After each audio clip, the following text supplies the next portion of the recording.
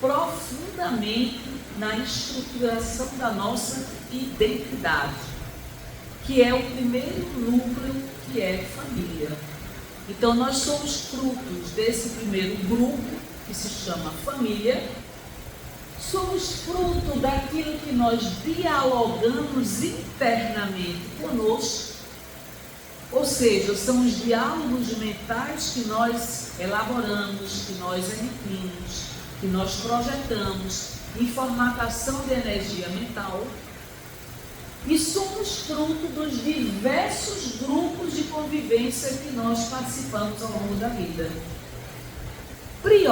Prioritariamente nos primeiros anos da infância e juventude, nos grupos sociais. Então a nossa personalidade vai se estruturando ao longo dos anos. Então, aproximadamente aos 21 anos, próximo aos 21 anos ou um pouquinho mais, nós temos a estruturação da nossa personalidade. Tudo que nos impacta ao longo desses anos terá um impacto direto sobre a nossa personalidade, ok? Isso tem a ver com a nossa história de vida, com a nossa convivência em família, com os grupos sociais, os amigos, com todo e qualquer relacionamento que direto e indiretamente nos impactou.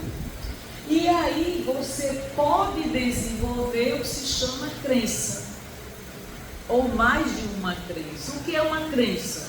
São ideias internalizadas e, uma vez internalizadas, se tornam verdadeiras para você. Vou dar um exemplo. Se alguém me comparou a uma outra criança, me comparando pejorativamente, negativamente, eu posso internalizar que eu não tenho merecimento de ser amada, em decorrência do processo comparativo de humilhação que eu sofri lá atrás, na fase da infância. E uma vez internalizada essa crença, eu posso levar essa crença para o resto da vida, e sem ter a consciência que internalizei ela. O que nós escutamos, o que nós absorvemos dos outros, transformamos no nosso autoconceito, nossa autoimagem. Eu não nasci com esse autoconceito, eu não tinha essa autoimagem formada sobre mim, mas de tanto ouvir de outras pessoas, transformei essa imagem projetada sobre mim, sobre minha individualidade, minha identidade, como agora o meu conceito. Olha aí, o quanto é grave os processos de bullying na fase infanto-juvenil, ok? Todo processo de violência pode afetar a nossa autoimagem e o nosso autoconceito. E eu posso levar essa autoimagem afetada, essa arranhadura na minha autoimagem para o resto da vida. Então, nós poderemos, inclusive, até desenvolver traumas na fase infanto-juvenil, e mais de um trauma. Okay? E aí tem a ver com o ter, o fazer e o ser. No ter, será que eu mereço ter isso? Será que eu mereço ter esse cargo? Será que eu mereço ter um bom trabalho? Então eu vou ter uma fragilidade na concepção do merecimento do ter. Do ser, será que eu sou competente? Eu mereço ser amada? Eu me considero admirada, eu sou valorizada pelas pessoas, e aí eu posso trazer uma arranhadura na minha autoimagem, no meu autoconceito, em relação a ser. Em relação a fazer, eu tenho competência para fazer isso. Então é o triângulo, ter, fazer e ser, tá certo? Então, a depender do histórico vivenciado da nossa vida, eu posso carregar isso ao longo da história. Consequências emocionais na ausência paterna. Pessoal, isso aqui é um estudo maravilhoso. Se aprofundem nisso. Consequências emocionais na ausência paterna. A ausência paterna, leia-se, não é apenas um pai que rejeitou ou abandonou. É a ausência do pai dentro do lar. Ok? Que consequências isso traz na estruturação emocional da criança e do jovem? Olha aí, sentimentos de abandono e rejeição. Você poderá desenvolver sentimentos de abandono e rejeição durante a fase infantil e juvenil.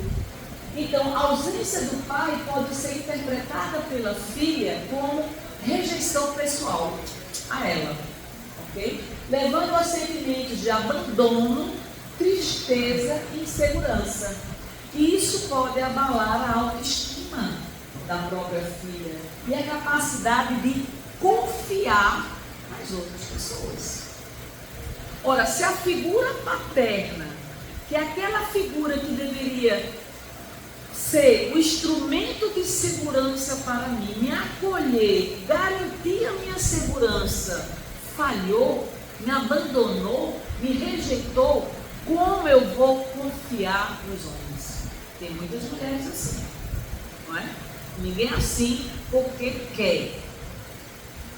Baixa autoestima, a falta da figura paterna pode contribuir para a baixa autoestima, principalmente na filha.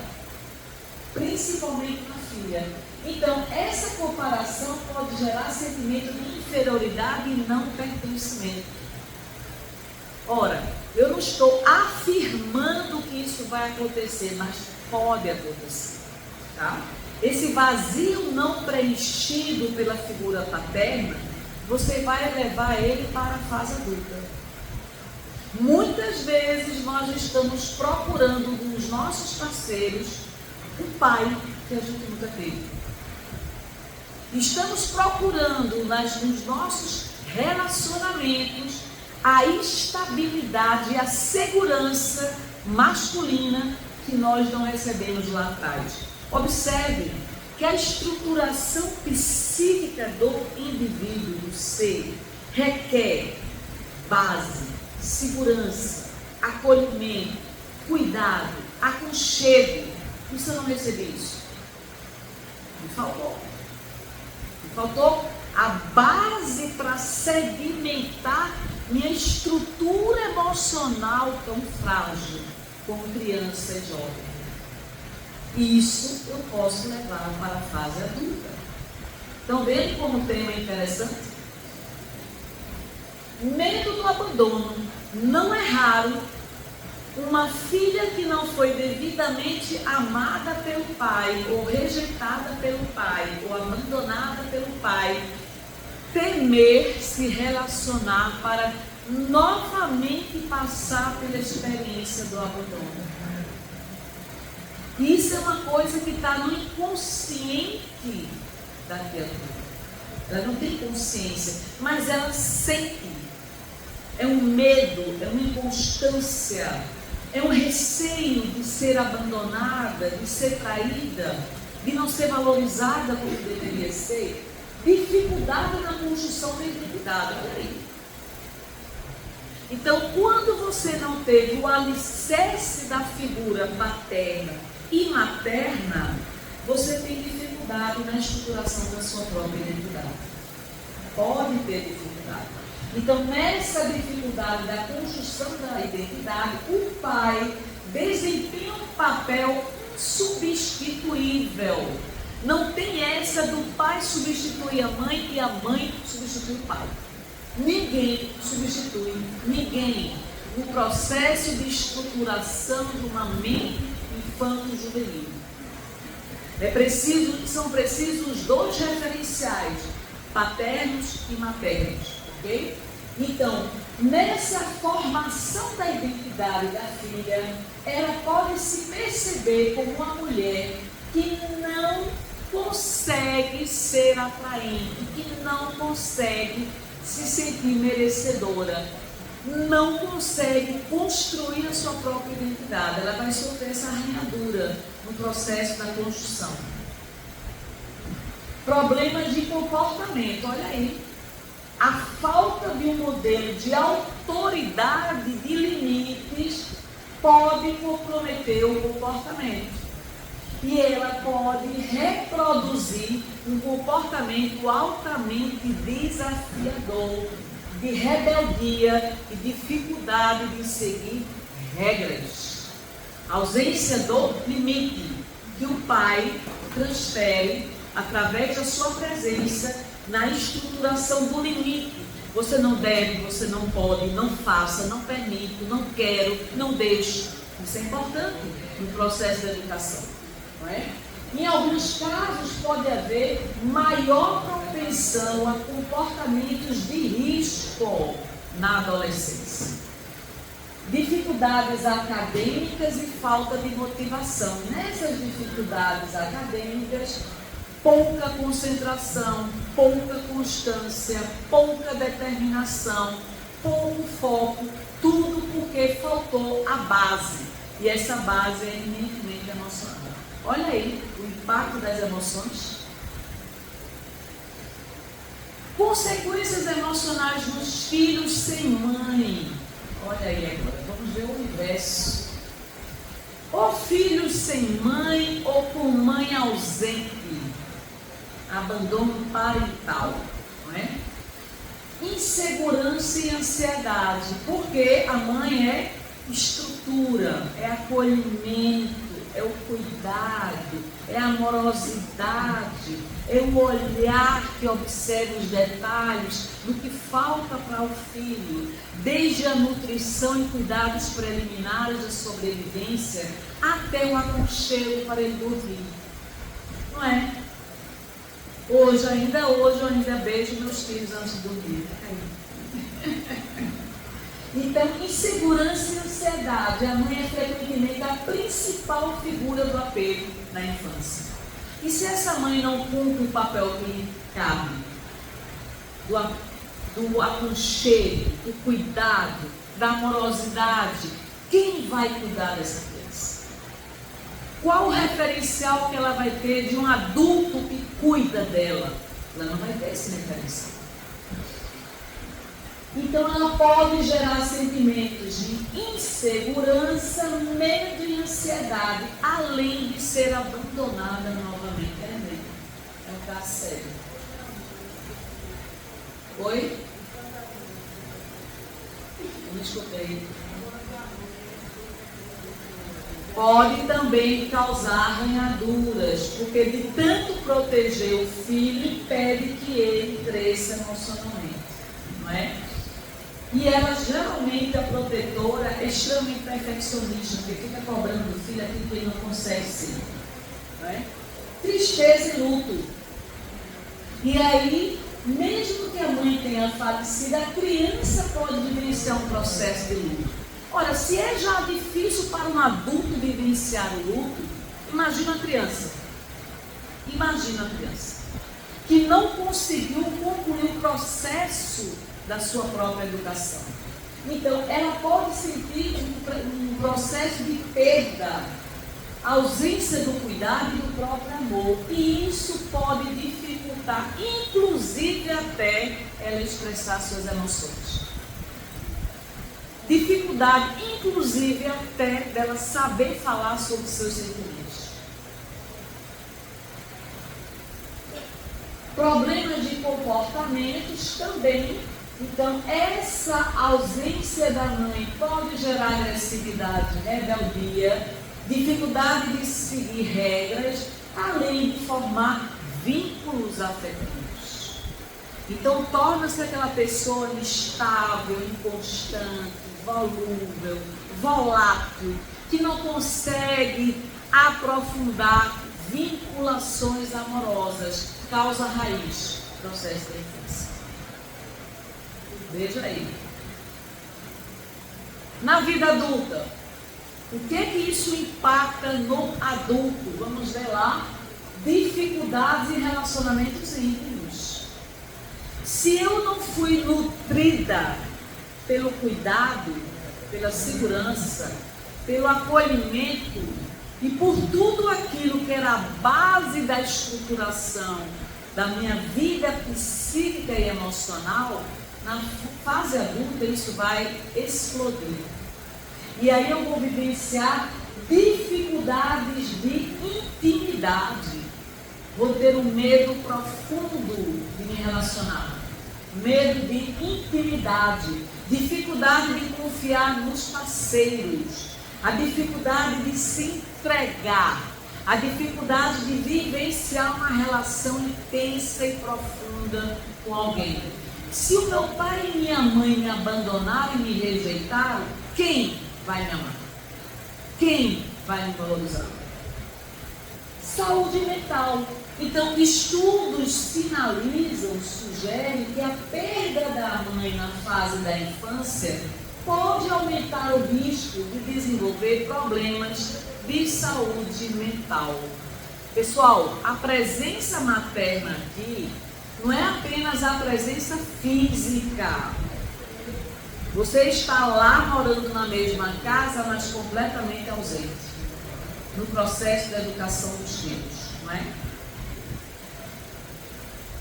Dificuldade em exercer a maternidade ou paternidade, né?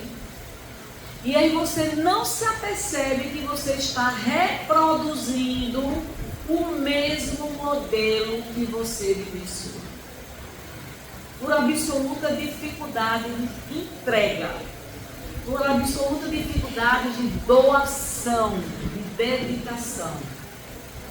Busca por aprovação externa. Então, na ausência do amor paterno e materno, você busca externamente a validação da tua personalidade.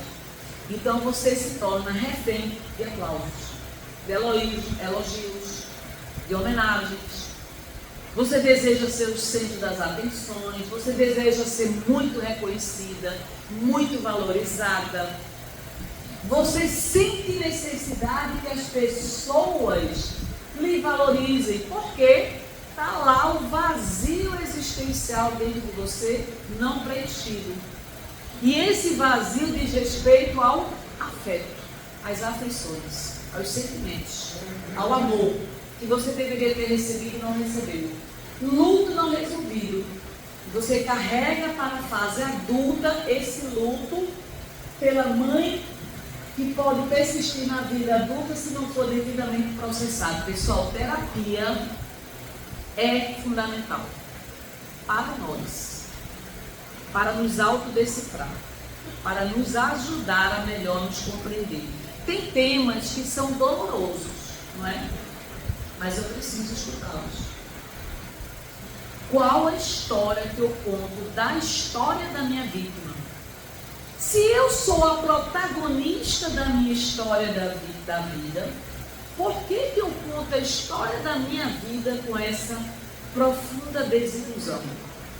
Com esse profundo sentimento de tristeza, de fracasso, de frustração? De sentimentos de arrependimento, de não realização, não concretização. Então, esse vazio existencial precisa ser preenchido. Agora vamos ver como se autoconhecer.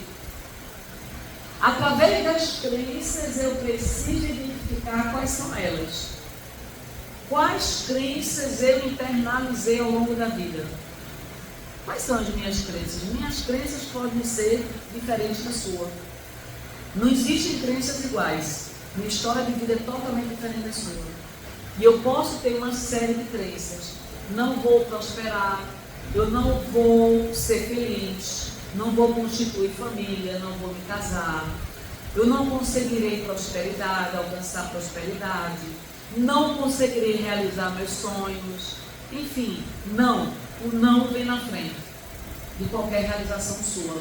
E aí essas crenças, uma vez internalizadas, veja, eu não nasci com essas crenças, eu internalizei elas. E uma vez internalizada, para desinstalar vai dar muito trabalho.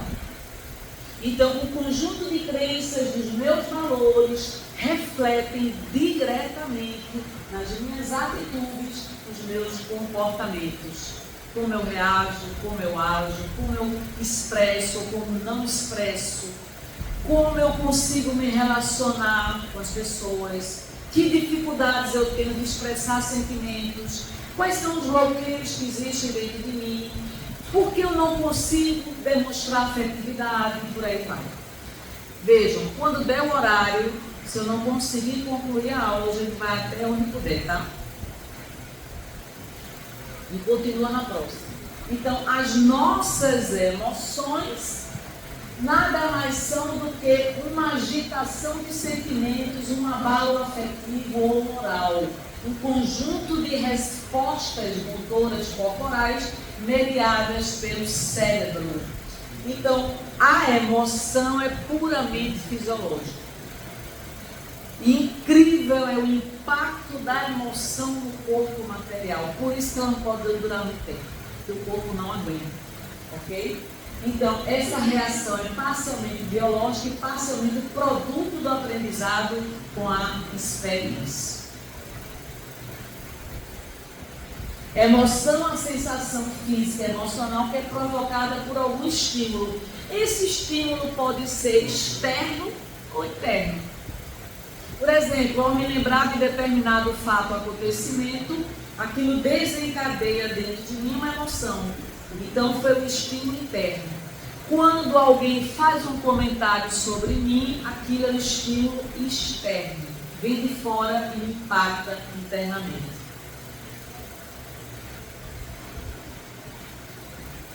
O ser humano é movido por emoções, então, quanto maior a capacidade de gerir nossas emoções, mais ficamos próximos do nosso equilíbrio. Gerenciamento de emoções significa autoconhecimento das próprias emoções, consciência da existência dessas emoções. Eu não posso gerenciar aquilo que eu desconheço. Inicialmente, a emoção nem é positiva nem negativa, é necessária para a sobrevivência. O poder das emoções realmente é extraordinário, porque é necessário aprender a controlá-las, para evitar que elas nos controlem. Então, eu não posso ser dominada pela emoção da raiva. Porque se eu for dominada pela emoção da raiva, eu sou capaz de matar alguém. Eu sou capaz de lesar fisicamente o outro. No impulso da raiva, numa explosão reativa da raiva, ok? O que são sentimentos? Sentimentos são o que entendemos das nossas emoções. O sentimento é a interpretação das emoções. Uma vez que eu identifico a emoção da raiva, eu agora começo a analisar a raiva que eu estou sentindo dentro de mim. Por que eu estou sentindo? O que causou essa raiva dentro de mim? Para que eu estou com raiva? O que eu vou fazer com a raiva? Agora se transforma em sentimento. Sentimento é a racionalização da emoção. Então, a emoção, ela não se prolonga, mas o sentimento pode se prolongar. E pode nos acompanhar durante anos a fio, ok? Consciência social é a nossa capacidade de empatia, de sentir ou saber o que os outros sentem. É a tua capacidade de fazer a leitura das emoções e sentimentos alheios. Eu só posso fazer a leitura corporal das emoções e sentimentos se eu estiver atenta. Se eu estiver desatenta, eu não faço leitura nenhuma. E aí, numa linguagem, numa comunicação verbal, uma comunicação escrita, isso diz respeito apenas a 7%. 93% é a linguagem corporal, gestual, gesticulações, tensões, expressões, entonação de voz, como eu falo, com que entonação eu falo, como eu expresso. A questão não é o que eu digo apenas, mas como eu digo. Como eu digo. Que emoções estão interligadas às palavras que eu estou expressando. Eric Berne, o grande psiquiatra norte-americano, ele nos menciona as 5 emoções básicas que eu já falei para vocês. raiva, tristeza, alegria, medo e afeto. Cada emoção dessa deriva outras emoções, que nós vamos ver já já. De acordo com o Bernie, nós vamos ver a questão da raiva. Veja, a raiva, ela possibilita que você aumente a tua força corporal para obter energia e driblar as adversidades. Então, quando acontece alguma ameaça à sua vida, a emoção da raiva é absolutamente necessária. Porque é através dela que você enfrenta. É através dela que você ou enfrenta ou você foge ao perigo. Então ela tira você da zona da passividade e da estagnação. Então a raiva é fundamental. Alguns aspectos da raiva: revolta, agressividade, decepção, frustração, indignação, hostilidade, decepção, ciúme. Sabia que o ciúme é uma emoção decorrente da raiva? Vocês sabiam disso? Pois é. Olha aí as facetas da raiva. A emoção básica é a raiva. E agora vamos ver quais são as facetas da raiva. Histérico, invejoso, rabugento, decepcionado, chocado, exasperado, frustrado, arrogante, ciumento, agoniado, vingativo, hostil, colérico, sentido, indignado, chateado, revoltado. Veja quantas emoções a causa, a origem da raiva multiplica. São decorrentes da raiva. Causa primária, origem. Ok? E aí eu trouxe um pensamento que eu achei fantástico para a gente mencionar e refletir agora. Fique em silêncio se você não consegue falar sem gritar. Por quê? Bota um R ali. Porque nem toda verdade precisa ser dita com raiva. Olha aí. Nem toda verdade precisa ser dita com raiva. Nem toda dor precisa ser despejada nos outros. É o que a gente faz. Nós despejamos nossas emoções desequilibradas, desencontradas nas pessoas. Às vezes o silêncio é o maior sinal de sabedoria. Entenderam essa reflexão? O que essa reflexão está dizendo? Me digam aí agora, eu quero ouvir vocês rapidinho. O que vocês entenderam dela? Hã?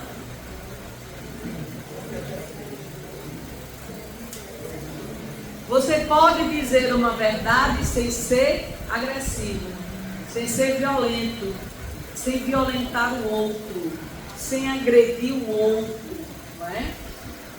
Eu não preciso dizer uma verdade com raiva. Minha verdade não deve andar de mãos dadas com a raiva, ok? O medo.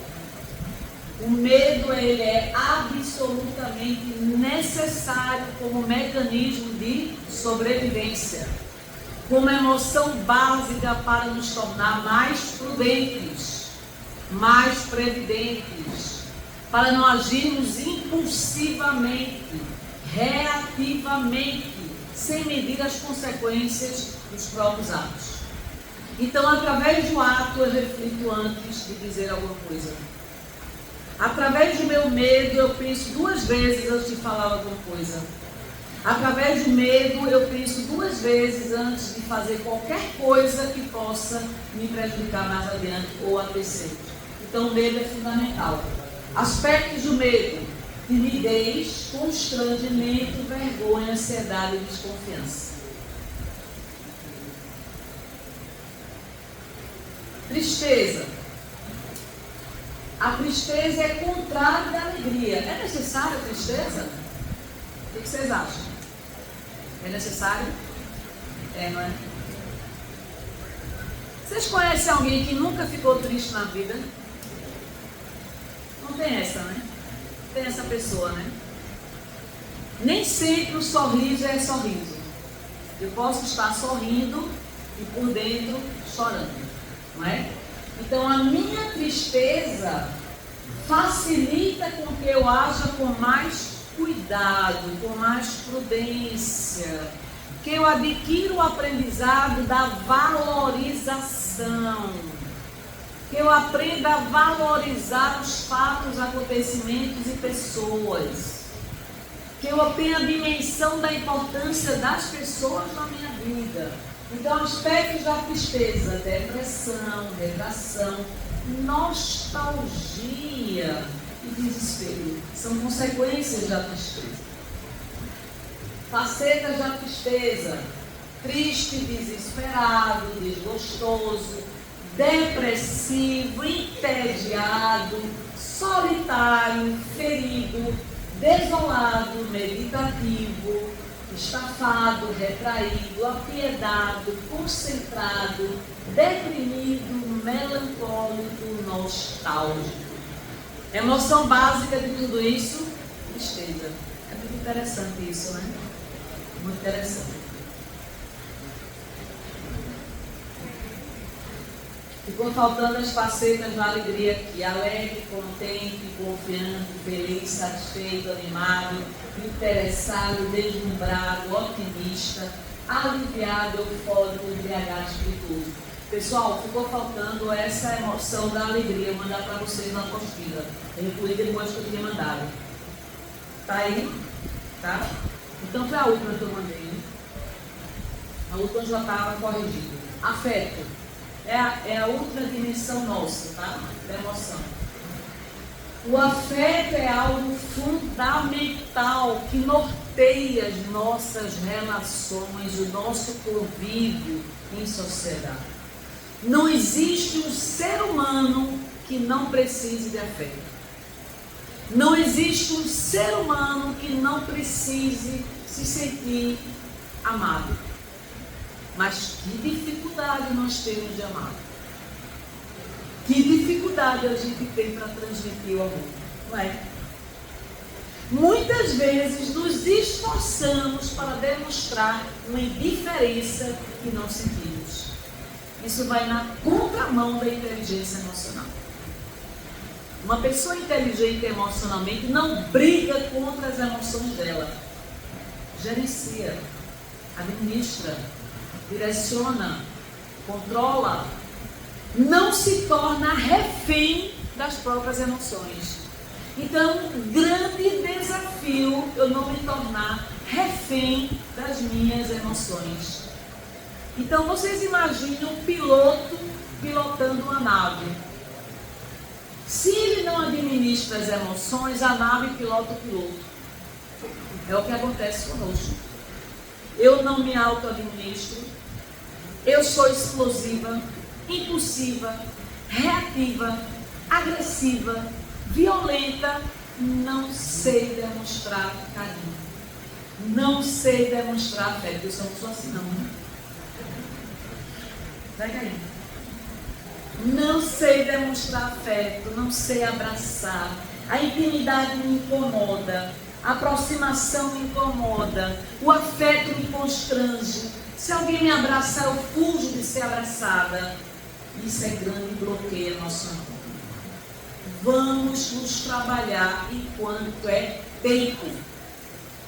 Eu admito, eu reconheço que não sei dizer eu te amo. Eu sei dizer I love you, mas não sei dizer eu te amo. Facetas do afeto, olha aí, amoroso. Vocês sabiam que a amorosidade é um poder fenomenal do ser humano? Amorosidade. Sabe por quê? Uma pessoa amorosa é tão bem resolvida com a própria amorosidade que ela transborda, transcende. É igual uma fonte de água, ela não sente sede. Ela tem tanto amor dentro dela que ela não economiza. Normalmente uma pessoa muito amorosa chega a ser pegajosa, né? Ela abraça, ela beija, ela cutuca, ela demonstra carinho, ela cuida, se importa, se interessa. Uma pessoa que não é amorosa não consegue fazer nada disso. não consegue nem dizer uma coisa simples. Eu vou dizer agora, eu te amo. Você é importante para mim. Minha vida não seria a mesma sem você. Como você me faz falta. Olha aí, pessoal. É preciso a pessoa desencarnar para eu sentir tudo isso. Vamos fazer em vida, não é? Vamos fazer em vida. Então a amorosidade é uma faceta maravilhosa do afeto. Apaixonado. Uma pessoa apaixonada, ela se encanta, encantadora, ela é amorosa, não é? O que foi que aconteceu com o relacionamento que essa pessoa perdeu tudo isso? Aquela criatura que foi apaixonada no passado, hoje não suporta a minha presença. O que aconteceu nessa relação? Muito desgaste da relação. Isso é outro curso, viu? É outro curso, relacionamento. Então vamos lá. Apaixonado, solitário, malicioso, deslumbrado, vibrado, saudoso, encabulado, indiferente, curioso, enternecido, comovido, esperançoso. Veja, indiferente é aquele que não é amoroso, que não é afetuoso. Aí é o contrário, é outra faceta. É a que não tem, tá? Por que é importante conhecermos nossas emoções? Hein, pessoal? A pergunta aí, por que é importante? O que vocês acham? Por que é importante? Segundo Antônio Damasio, somos mais afetos do que admitamos. Tudo que nós fazemos na nossa vida é governado pelas emoções. Simples assim.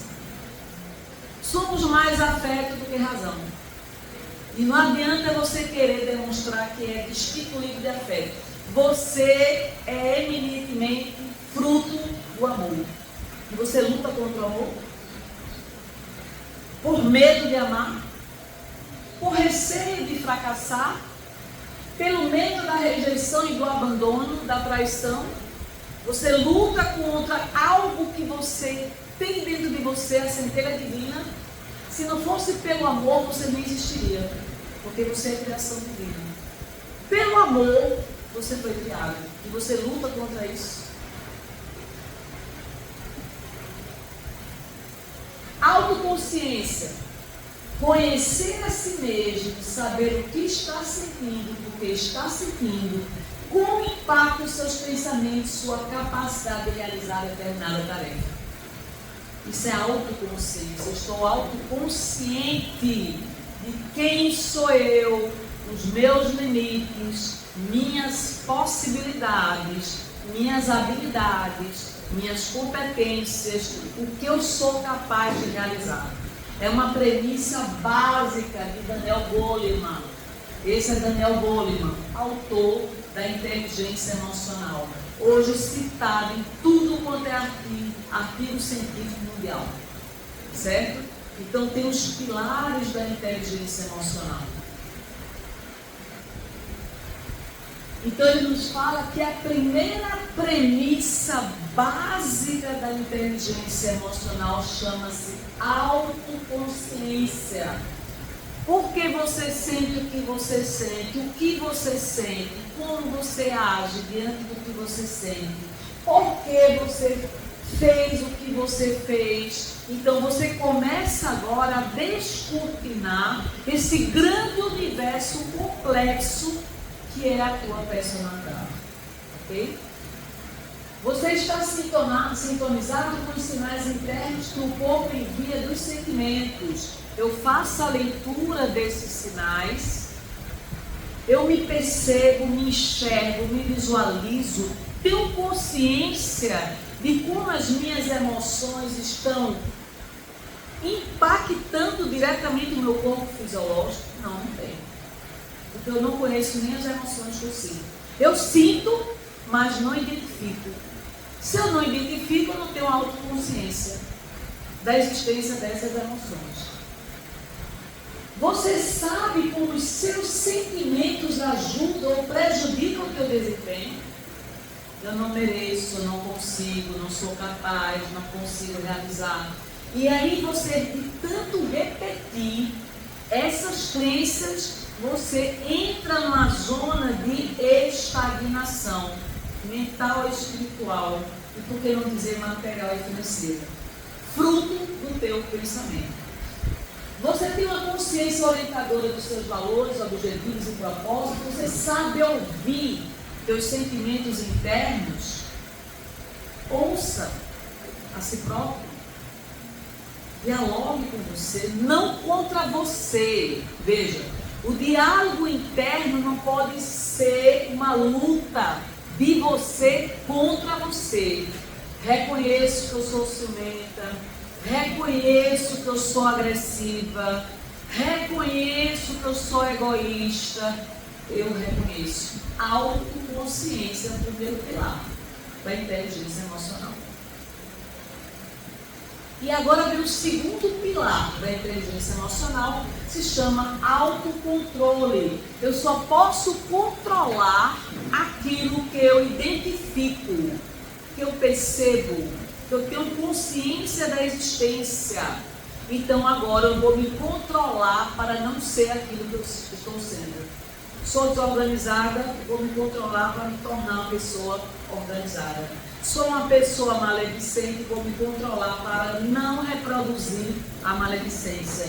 Sou uma pessoa invejosa, vou me controlar para não reproduzir o sentimento da inveja. E assim eu vou cada vez mais trabalhando facetas da minha personalidade. Porque estou no autodeciframento, estou me decifrando, estou me conhecendo. Jesus não dizia, tua fé te curou? Por quê? Porque você mobilizou tuas energias a favor de você, não contra você. Eu não tenho que me julgar, não tenho que me culpabilizar. Eu tenho que corrigir o que precisa ser corrigido. Pessoal, estou falando uma coisa muito séria aqui. Não é autoculpabilização, é corrigenda. Nos foi dado a atual encarnação para nós nos corrigirmos. Eu preciso me corrigir. Eu preciso me aprimorar. Eu preciso modificar aquilo que existe dentro de mim que me prejudica. Então, por exemplo, a timidez. Quem é muito tímido tem dificuldade de expressar seus sentimentos. É uma dimensão da personalidade chamada introversão. Então não consegue se relacionar, não consegue se expressar, não consegue demonstrar, não consegue se sentir bem em grupos. Um bloqueio. E esse bloqueio lhe paralisa, lhe isola, lhe torna individualista. Você vive na própria órbita, porque não consegue se relacionar. E nós somos seres eminentemente sociáveis. Não fomos criados para viver em função exclusivamente, unicamente das nossas necessidades. Não é assim? O autocontrole, o equilíbrio emocional possibilita você manter suas emoções disruptivas ou impulsos sob controle. Não, eu agora não vou ameaçar o outro. Eu agora não vou revidar a ofensa que eu recebi. Eu não vou agredir o ser que me agrida por uma autoconsciência, por um autocontrole que eu adquiri. Então, saber silenciar num momento de discussão é poderosíssimo. Eu não sinto necessidade de revidar. Eu não sinto necessidade de agir na mesma frequência da violência do agressor, porque simplesmente ele não me atinge. Entenderam? Empatia. Habilidade de compreender e considerar os sentimentos e perspectivas de outras pessoas. Então, os sentimentos, a história de vida do outro é sagrado. Eu tenho que ter empatia, eu tenho que ter respeito pela individualidade da outra pessoa. Para compreender alguém, eu tenho que ir além das palavras que ela está dizendo. Nós não temos essa habilidade muitas vezes. Então nós julgamos, nós culpabilizamos, nós criticamos, nós condenamos. E ao fazer isso, nós estamos criando o quê? Muralhas e não pontes. O que a compreensão aproxima, o julgamento afasta. Olha aí. Motivação é outra base, pilar da inteligência emocional. Então, nessa motivação, eu agora vou mobilizar as minhas energias, tudo que eu posso fazer para os meus projetos, para o meu projeto de vida. Então, na minha automotivação, eu não me permito estagnar. Então, eu sou motivada a superar, eu sou motivada a enfrentar os obstáculos, sou motivada a continuar a batalhar. Saio da zona da reclamação, saio da zona do vitimismo. Eu não sou vítima do mundo, eu não sou vítima do destino, eu sou o protagonista da minha história de vida. Então, se eu sou protagonista da minha história de vida, hoje é uma página em branco, eu vou escrever a melhor história que eu posso escrever nesse livro da vida que Deus me deu, com um recurso que não está a meu dispor, que é o tempo. Não permito perder tempo. Quanto maior foco, quanto maior objetividade, quanto maior clareza do propósito de vida, melhor o alcance dos resultados. Ok? Falta só 5 minutinhos, viu?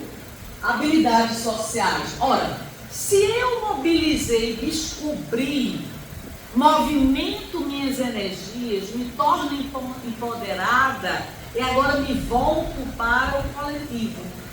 Já consegui fazer o trabalho em relação a mim, movimento minhas energias para auxiliar as demais pessoas. Porque de que vale o conhecimento se ele fica limitado a você? Não tem utilidade nenhuma. De que vale toda a tua ciência se essa ciência não melhora a qualidade de vida das pessoas? Então agora eu me volto para o bem da coletividade, mente coletiva. Essa habilidade social faz com que melhor nos relacionemos com as pessoas. Eu agora vou deixar de gerar conflito através do que eu digo, como eu me expresso, como eu me relaciono. Eu não vou gerar mais conflitos. Eu agora vou criar pontes e não mais muralhas junto às pessoas.